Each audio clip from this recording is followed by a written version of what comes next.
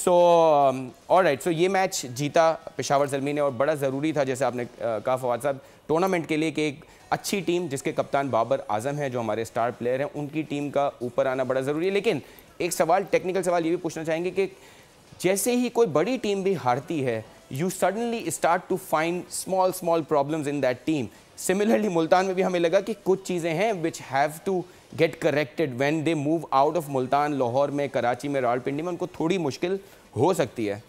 देखिए, T20 cricket ऐसी है कि उस दिन कोई भी एक खिलाड़ी चल जाए और एक छोटी सी गलती आपको मैच हरवा सकती है, क्योंकि सामने वाली टीम बड़ी ही मुकाबले की है। साथ साथ कल के जो स्टार थे, जो चेंजेस अफगानिस्तान ने की, जो सॉरी पेशावर ज़ल्मी ने की, जो हम बॉलिंग की बात करेंगे कि अफगानिस्तान के नवीन वापस आए, और साथ साथ आरिफ याकूब। अब आरिफ याकूब भी एक स्टोरी है। वो स्टोरी ये है कि जी आरिफ याकूब साहब या मल्टी नेशनल खेलते थे, लेग स्पिनर।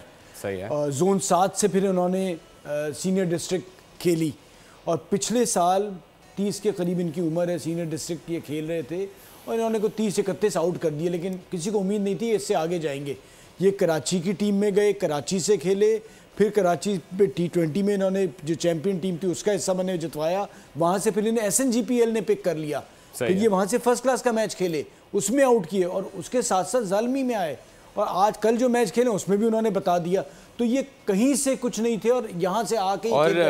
तो अगर आपका हौसला और हिम्मत है और आप हिम्मत नहीं हारते, हम बड़ी सक्सेस स्टोरी इंडिया में बनती है उनके हवाले से। आज ऐसी स्टोरी है कहाँ से वो मल्टी नेशनल का एक नाम होता था, और आज लेकिन मेहनत जारी रखी और उनमें पोटेंशियल मौजूद थी, और विद इन अ ईयर वो आज PSL में बिल्कुल सही है।